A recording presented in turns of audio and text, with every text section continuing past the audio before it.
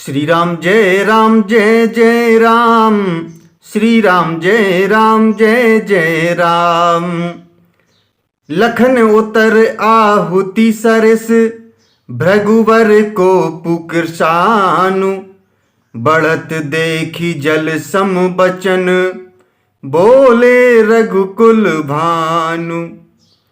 लक्ष्मण जी के उत्तर से जो आहुति के समान थे, परशुराम जी के क्रोध रूपी अग्नि को बढ़ते देखकर रघुकुल के सूर्य श्री रामचंद्र जी जल के समान शांत करने वाले वचन बोले।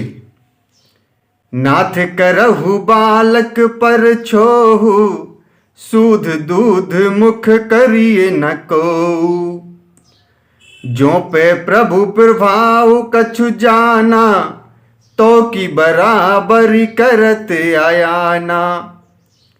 हे नाथ, बालक पर कृपा कीजिए।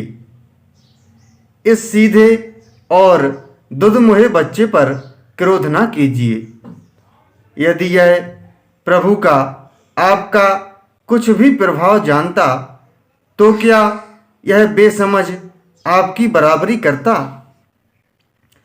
जो लरिका कछु उच्च गरी करही, गुर पे तुमा तु मोद मन भरही। करिय कृपा शिशु सेवक जानी, तुम समशील धीर मुनि ज्ञानी। बालक यदि कुछ चपलता भी करते हैं, तो गुरु पिता और माता मन में आनंद से भर जाते हैं। अतः इसे छोटा बच्चा और सेवक जानकर कृपा कीजिए। आप तो समदर्शी, सुशील, धीर और ज्ञानी मुनि हैं। राम बचन सुनि कछुक जुड़ाने, कह कछु लखनु बहुरी मुस्काने।